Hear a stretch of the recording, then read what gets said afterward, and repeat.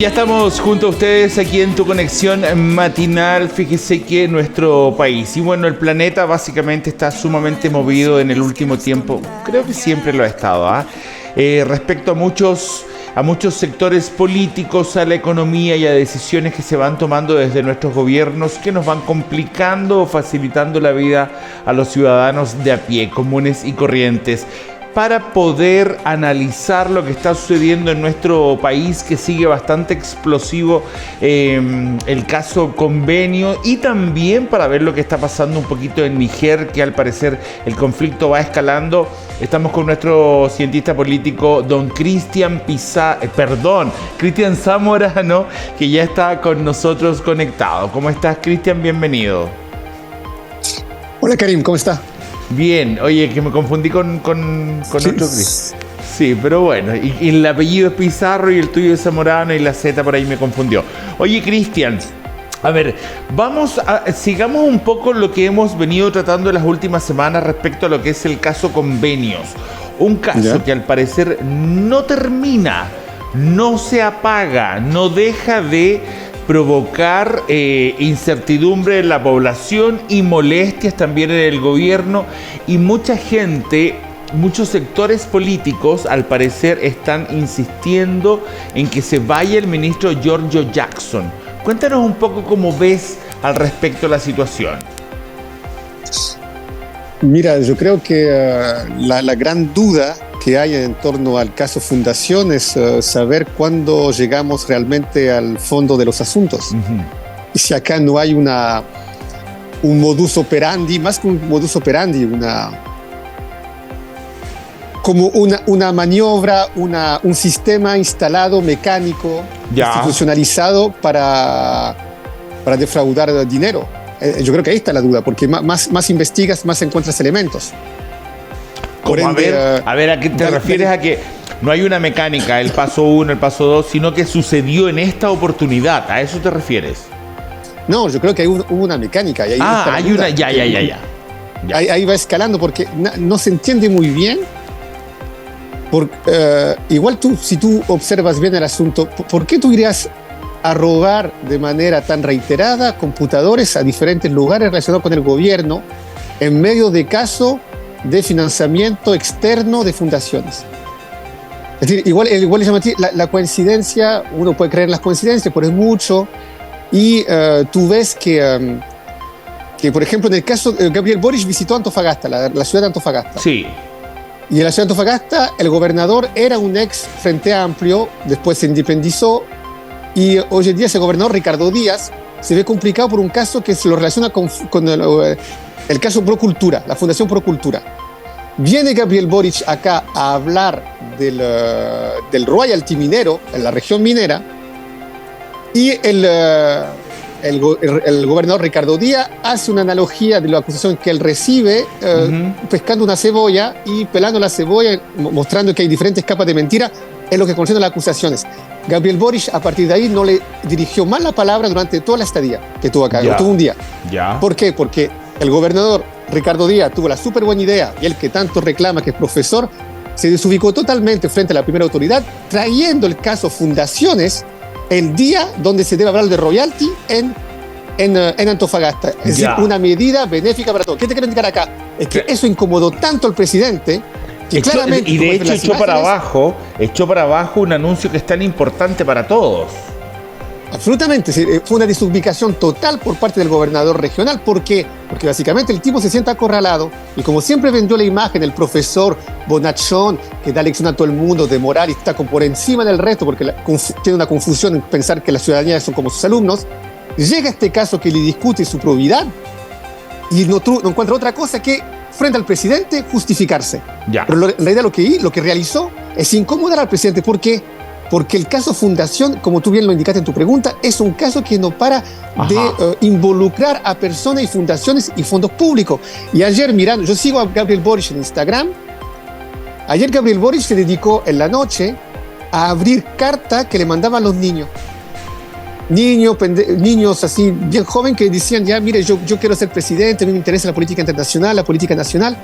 Pero tú te dices, en esta situación de país, ¿Tú no crees que debe haber otro tipo de medida, otro tipo de discurso, otro tipo de tónica en cuanto a la moneda, en cuanto a que aplicaría la moneda para poder enfrentar correctamente esto? Y tú ves que hay muchas palabras, caiga quien caiga, vamos a llevar esto a fondo, pero Giorgio Jackson ha hecho una declaración frente a todos los ataques. Es decir, se instaló un equipo que está buscando especialmente y que está dando resultados, sobre todo, sobre el caso Fundaciones. ¿Sabemos realmente cuánto dinero hasta hoy en día hemos encontrado que sea realmente utilizado, pero no de buena manera? Ahí está el Instagram que vi ayer. Y me pareció, sí, me pareció un poco alucinante que en la situación como estamos como país, este llamado a los buenos sentimientos, que yo leo las cartas de los niños como yo el viejito pascuero, no, córtala, no eres viejito pascuero. Eres el presidente de la República de un país que tiene una tasa de crecimiento que esperábamos que iba a ser mayor, donde la delincuencia está disparada, donde no sabemos muy bien hacia dónde va el proyecto país y donde el gobierno está con una tasa de aprobación del 30%. No hay tiempo para leer cartas de niños. ¿Por qué ese llamado al sentimentalismo bonachón? A mí me asquea, me crea urticaria más que otra cosa. Yo quisiera un discurso rígido, honestamente, duro, y que nos indique hacia dónde vamos. Y al parecer las encuestas dicen lo mismo que dices tú. Quisiera la población un discurso más rígido, más duro y que, digamos, apuntar a los ejes que a la gente le importa, como por ejemplo el tema de la inseguridad. Absolutamente. La encuesta que te mandé ayer, o la última, en todo caso, en general, es la primera preocupación de la ciudadanía. Pero el problema que yo te digo acá es que también en esa búsqueda de un discurso rígido puedes llegar a un extremo. Y el extremo te puede vender el lindo cuento. Es decir, igual leer en La Tercera, la semana pasada, que 50% de los chilenos están dispuestos a sacrificar libertad para obtener seguridad. Oye, impactante, a mí me asusta, porque cuando tú entregas libertad para que te entregue seguridad, eso se llama dictadura. Sí. Después de un país, a los 50 años del golpe de Estado, después de un país que vivió 17 años de dictadura, que Chile diga eso, que 50% de los chilenos digan eso, los demócratas, los que se ocuparon de la transición democrática durante 30, 40 años, también tienen que hacerse preguntas. Claro. Que es alucinante que lleguemos hoy en día a que 50% de los chilenos están dispuestos a sacrificar libertad por seguridad. Significa, uno, que no hay seguridad, y dos, que la concepción de libertad no la tiene muy clara. Oye, sin embargo, entiendo que de alguna manera esto es como pendular. Siempre en el mundo vamos un poco para ese lado. Cuando los países se cansan del sector derecha, pasamos a una izquierda. Cuando se cansan de izquierda, pasamos a una derecha. Siempre buscando la parte que vamos percibiendo tal vez como ciudadanía que nos falta. ¿Crees que puede ser así? Porque, mira, yo te voy a decir que cuando estuvo el gobierno del presidente Piñera, uno de los aspectos que más se publicitaba era que se acabó la puerta giratoria, esto, lo otro, y nunca se acabó. Y mucha gente tiene que haber creído que sí, y mucha gente en este momento tal vez piensa que eso podría ser un aspecto potente de los republicanos. Sin embargo, normalmente así esté Trump, en Brasil Bolsonaro, igual siempre hay delincuencia. Absolutamente, Karim, absolutamente. Mira, los republicanos, miremos su desempeño en el Consejo Constitucional. Puesto siempre enmienda, ponen en discusión la ley del aborto, entre causales, están en muchos temas valóricos y moral. Y la solución milagro es: echemos todo el mundo a la cárcel. Ok, pues echemos todo el mundo a la cárcel. Mano dura en los tribunales. Vemos la tasa de hacinamiento en las cárceles en Chile. Vemos cómo viven y mira, vemos cómo viven los que están en las cárceles en Chile, cuántos prisioneros hay por cárcel, y de dos, cómo viven los gendarmes. Claro. Veamos las condiciones, si no hay corrupción también en las cárceles, porque un tipo que le pagan 400, 500 mil pesos para vigilar a delincuentes que dentro de la cárcel usufructúan además mucho dinero y que le pueden pagar para que entre un celular, para que entre droga, para que entre lo que sea. También cumple realmente su tarea la cárcel. Entonces ya echemos todo el mundo a la cárcel, pero hablemos de la cárcel. ¿Y cómo vamos a construir más cárcel? ¿En base a qué? ¿Vamos a hacer licitaciones? ¿No habrá corrupción en las licitaciones también? Porque como todo el mundo, hoy en día hasta la fundación me parece que eso es corrupción. O sea, esa pregunta a esta altura cuesta hacérsela. ¿Qué te quiero indicar acá? Es que hay que entender, la delincuencia no es una problemática y es una ilusión que te entrega una dictadura. Yo llego, pego fuerte y se termina esto. Pero hay un costo, un trauma, una herida y derechos humanos. Pero hoy en día está de moda decir, no, si los derechos humanos no son tan importantes, porque acá lo que hay que buscar es eficiencia. Pero yo digo, no, atención.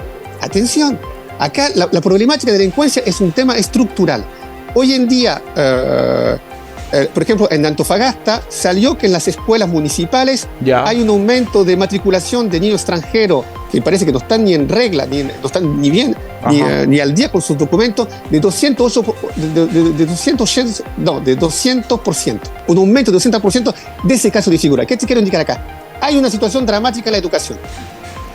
¿Qué va a pasar con estos niños en un futuro? Pueden llegar a la delincuencia porque si no tienes educación no vas a aspirar a un buen trabajo, lo siento. No van a haber 300.000 empresarios que van a salir de las escuelas en el futuro porque como aparentemente el empresariado es el camino. No, van a haber una tasa de pobre. Y muchas veces la delincuencia nace de una tasa de gente desfavorizada. Y eso hace que haya una tasa de delincuencia alta. Y la delincuencia cada vez se pone más violenta. Entonces, tú puedes ver que para acercarse al fenómeno hay que tener una aproximación también estructural, por un lado, no simplemente represiva. Yo entiendo que debe haber represión, obviamente. Cristian, ¿y por qué tú sientes o por qué tú crees que la población tal vez no tiene este razonamiento? Estamos hablando de una población que contesta encuestas, tal vez sin tampoco leer mucho, sin estar muy informado, sin entender exactamente de qué se trata un régimen o el otro político, porque si tú le preguntas a alguien, usted quiere que lo repriman y que lo metan a la cárcel y por decir que el delincuente vaya y dice, sí, prefiero que me metan, esto es lo que se está diciendo en el fondo, prefiero que me metan a mí a la cárcel, pero que también estén los delincuentes. O sea, prefiero coartar mi libertad, pero que no haya ningún delincuente suelto. Eso por un lado, lo cual es un razonamiento bastante corto, por decirlo de una manera. Pero se puede entender. Claro, sí, se puede entender. Y por otro lado, ¿por qué la sensación que republicanos serían quienes lograrían esto? Porque llegan con... Mira, uno, son los herederos de Pinochet. Pinochet tiene mil de cosas reprochables y algunas justamente con los derechos humanos. Que los recuerdos, según textos internacionales, son imprescindibles los hechos que su régimen ha realizado. Es decir, no puede haber acá disculpa cuando se habla de Punta Peco, todo eso. Acá hubo hechos imprescindibles. Es decir, no vence, el tiempo no hace que sean menos graves los hechos que ocurrieron en los abusos de derechos humanos. Pero como son herederos de Pinochet, obviamente Pinochet, ¿qué puede reivindicar? A mi época había seguridad, no había delincuencia. Se olvida que hubo un atentado contra él en los años 80 y todo eso. Entonces, el nivel de seguridad también era armamento que entró suficiente para hacer un ataque contra él. Pero puede decir, para mí había seguridad. Republicano, nosotros somos ellos. Recuerda que dijo el Juan Silva, el representante republicano en el Consejo Constitucional. Para mí, Pinochet era un estadista. Por ende, nosotros somos los garantes chilenos de la gran tradición chilena de imponer la seguridad portaliana, autoritarismo, todo eso. Y yo creo que es un mito. Es un mito absoluto. El gran problema, porque hoy en día el Chile de 2023 no es el mismo Chile del 73, porque no quieren creer que hay esa misma polarización, pero no es idéntica, no estamos en Guerra Fría, y sobre todo los valores, la aproximación de la sociedad sobre muchos temas ha cambiado. Hoy en día el tema de la minoría sexual, la relación con las libertades individuales es totalmente distinta. El gran problema es que los famosos llamados woke, que también puede sonar como un termo peyorativo, que defienden lo animalito, la libertad sexual, claro. Ya todo eso, básicamente tú te das cuenta que una vez que gobiernan son puros buenos sentimientos, pero lo que concierne la praxis, los elementos clave, cómo manejar los hechos sociales, cómo manejar salud, educación, seguridad, no lo saben hacer. Entonces, todo ese discurso bonito, al final es puro discurso y en la realidad se traduce en ¿qué? En un mal manejo de la gobernanza. Cristian, y intentando cubrir un poco otro tema que también nos interesaba tratar, ¿por qué tantas de estas cosas, más allá de lo que una encuesta puede decir del presidente o de quién quiere que sea el próximo presidente, que es algo súper incierto porque las encuestas van cambiando y todo lo demás, ¿por qué todo se enfoca de alguna manera en el ministro Giorgio Jackson?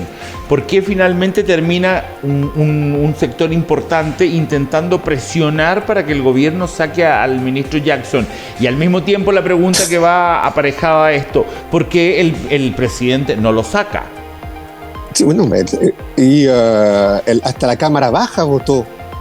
Hasta la Cámara Baja, aprobando ahí proyectos para sacarlo. Y el tipo no da un paso al costado. Es decir, ¿por qué? ¿Por qué, Cristian? ¿Se le apunta y por qué no lo da el paso? Mira, yo siempre no puedo reivindicar derechos humanos, apego a la democracia y a los valores a los principios de derecho sin hacer referencia a la presunción de inocencia. Hasta el día de hoy no hay ninguna prueba que George Jackson esté relacionado con los casos fundaciones. Para empezar, jurídicamente hablando. Por ende debe hacerse valer la presunción de inocencia. No está ni acusado. Pero acá estamos en política. ¿Ya? En política ya el robo dentro de su ministerio es extraño. Y su nombre fue evocado. 2, RD también está metido en todo esto de los casos fundaciones. Él fue fundador de RD. Sus declaraciones son una seguidilla de justificaciones pésimas, porque desde un punto de vista comunicacional no pasa nada. Y si bien en su momento dado él podía escapar a las balas que lo atacan, hoy en día, como se está tanto dilatando el tema, quizás para aliviar, por ejemplo, para dar la impresión que está dando flexibilidad a las encuestas que está llevando Fiscalía, él como ministro debe retirarse. Porque podemos pensar que, como hay un ministro metido y que Fiscalía también está investigando, puede haber un juego de influencia para frenar la Fiscalía. Para que seamos todos transparentes, para que demos la impresión que en Chile se está avanzando en el buen sentido, él debería hacer un paso al costado, por un lado. Y segundo, el argumento, cuando él era diputado, daban lecciones de moral a medio mundo. Entonces me gustaría ver si George Jackson, diputado, ¿qué le diría a George Jackson, ministro? Y yo estoy seguro que George Jackson, diputado, y Boris, diputado, le diría un montón de cosas. Es una vergüenza que tú estés ahí todavía. Retírate. Oye, Cristian, es que lo que pasa es que quiero pasar rápido nomás por esto, porque quiero pasarme a lo de Níger, pero dime por favor respecto a por qué él tampoco daría un paso al costado. Y al mismo tiempo, una cosa es que un ministro diga, yo no me voy a salir hasta que no me lo diga el presidente, perfecto, también es respetable, pero al mismo tiempo, ¿por qué el presidente no lo hace dar el paso al costado? ¿Cuál es la situación que de alguna manera sigue manteniendo a Giorgio Jackson dentro del gabinete? Mira, nosotros empezamos juntos en Iquique TV, ¿no? Yo creo que mi primera entrevista de tipo político fue en Iquique. ¿Hace cuántos años de eso? Sí. 8, 9, 10, ya. Sí. Mira ahora, ellos tipos se construyeron solos. Es una generación exitosa. El fracaso lo conocieron una vez llegando al poder. Pero políticamente hablando, es una generación exitosa. No hay ningún antecedente en la historia de Chile de que dirigentes estudiantiles llegaron tan rápido a la cúspide del poder en nuestro país. Sí. Ya.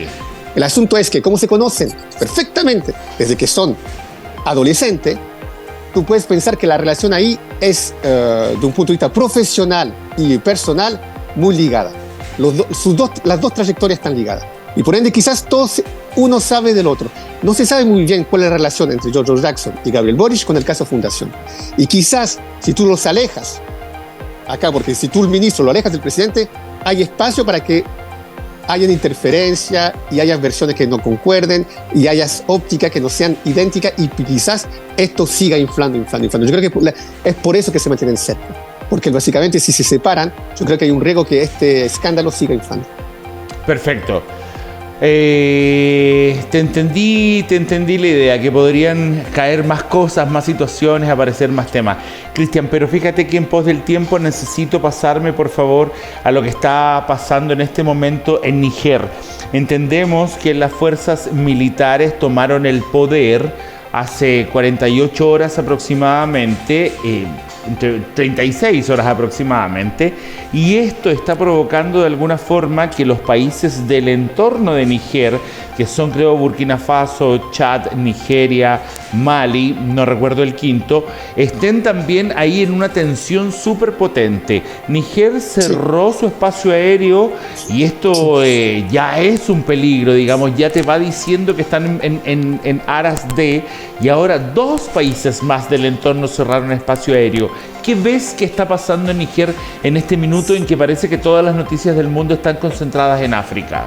Bueno, los 2 países que cerraron su espacio aéreo son 2 países que están apoyando a lo que está sucediendo en Níger, que es una sublevación popular. Es decir, lo que pasa en África, bueno, ahora me voy a enojar con la Embajada de Francia, pero lo que pasa en África es que básicamente, a pesar que sean independientes, siguen siendo colonia, porque Níger es una potencia a nivel energético y hace parte de los países más pobres del mundo. Podría hacer eco con nuestro país en todo caso eso. Somos los primeros productores de cobre y acá no hay ninguna empresa de celular y a nivel de desarrollo no somos los más altos del país. Pasa exactamente lo mismo con Nigeria. Es decir, con Nigeria, es decir, no hay un desarrollo de lo que corresponde a la capacidad que tienen ellos en cuanto a a energía. Cristian, a ver, aclaremos un poco esa parte, porque siempre estamos viendo, nosotros lo hemos ido viendo a través de la historia, de hecho tú y yo, y aunque muchos años antes que nosotros naciéramos, eso siempre se ha visto. Estados Unidos interviene siempre a países de los que puede sacar algo, ¿cierto? En este caso, sí. En Níger, ¿qué puede obtener Estados Unidos? Porque ¿por qué? No, Estados Unidos, es Francia. Es Francia, Estados Unidos, pero es Francia, desde un punto de vista energético. Ya. Es un país rico en punto de vista energético, de minerales. Eso repíteme, ¿es rico en qué? En recursos, me parece que en... minerales. Sí, en minerales, en plutonio. En lo que concierne la energía que utilizan para crear, para justamente todas las casas a nivel de electricidad, todo eso se importa desde Níger mucho material, mucha riqueza mineral. Por ende, Francia está metida ahí desde hace años. Y de hecho es Francia que coloca ahí, o participa en el hecho de las defensas presidenciales, elecciones presidenciales, para colocar una persona ahí. Y lo que está pasando ahora es que quieren sacar el que representa realmente el occidente para poner a alguien que sea más local. Y eso tampoco es algo que es absolutamente fortuito, porque en realidad Rusia cada vez más y China se están expandiendo en África. ¿Y qué están haciendo esas dos potencias? Están reduciendo a lo máximo la área de influencia de los ex grandes países colonizadores que eran, en un primer lugar, los países europeos, entre ellos Francia y Estados Unidos. Pero acá también, ¿quién está moviendo y qué están financiando a esta gente que quiere sacar al presidente electo?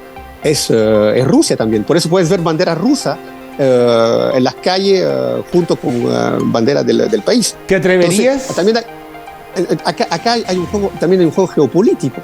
Claro. Porque si tú me molestas con Ucrania, tú financias a Ucrania, apoyas a Ucrania en Europa, ok, muy bien, entonces yo te muevo todo el juego también en África. Y acá, atención, Algeria, que es un gran país también de un punto de vista energético, porque tiene mucho gas, y de hecho le vende gas a Francia, tiene 1000 kilómetros de frontera con Níger. Oh. Y ese país le están proponiendo a Argelia de entrar en los BRICS, que involucra a Brasil, Rusia, que es un grupo de potencia que no involucra ni Estados Unidos ni Europa, India, y ellos quieren que China, y quieren que ellos entren a Argelia para justamente expandir su área de influencia en África. Y acá es básicamente un juego geopolítico. Es Rusia versus China de manera indirecta que está haciendo presión sobre Francia y Estados Unidos. Volvemos, Cristian, de alguna forma a ver un enfrentamiento en un país pobre, menos desarrollado, de Rusia con Estados Unidos o de Rusia con Francia, que en el fondo igual está aliada con Estados Unidos en este aspecto. Es lo mismo. Sí, absolutamente. Pero ¿tú crees que Ucrania es Ucrania versus Rusia o es Rusia versus Occidente y Rusia de algún modo apoyado por China? Porque si bien China no participa, China tampoco nunca condenó a Rusia. Y si hay un país hoy en día que tiene peso diplomático, es China. Lo vimos durante el COVID. Entonces ellos dicen a Rusia, no estamos con ellos, pero lo dejamos hacer. Y en cambio todo el Occidente financia, Zelensky lo hicieron pasar por un héroe, le dan financiamiento, y básicamente la guerra en Ucrania, ¿cuándo empezó? El año pasado, en febrero, me parece. Sí. Ya, ¿qué sabemos de Ucrania? ¿Quién gana? ¿Quién está ganando? ¿Qué está pasando ahí? Por ende, la guerra continúa y se está desplazando a otra zona. Y es como la Guerra Fría, pero indirectamente.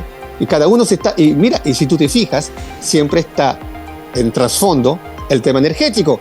Y eso debe llamar la atención a nosotros acá en Chile. Litio, cobre y últimamente el royalty, porque que se relaciona con esa explosión. Y el gobernador llega con una cebolla para pelarla. Estamos bien en el país. Oye, Cristian, ¿y esto tú lo ves como que podría escalar a un proceso de guerra más fuerte de lo que está sucediendo en este momento? Yo creo que el tema de los recursos energéticos es un tema que sí eso no va a desaparecer. Si antes era el petróleo, hoy en día son los diferentes recursos naturales que tienen que ver con los minerales y todo eso. Es decir, tú no puedes ver... Mira a Arabia Saudita. Arabia Saudita está creando una liga de fútbol, está gastando una plata descomunal. ¿Por qué? Porque tiene petróleo y quiere posicionarse como un nuevo país, como una nueva potencia en Medio Oriente. Uh-huh. Rusia y China, sobre todo China, es la potencia hoy en día que quiere ser número uno y que quiere...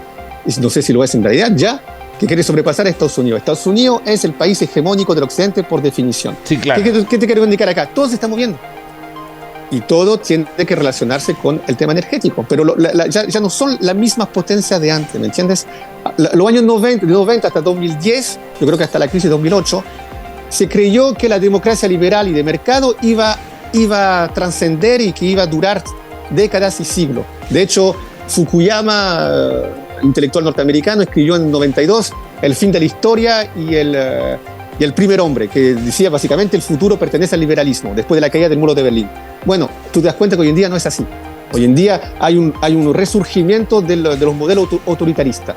Y dentro de aquello, en la geopolítica, reaparece con fuerza antiguos imperios como Rusia, como China, y unos que se defienden, los que estaban en la posición número 1, Estados Unidos y el resto del Occidente.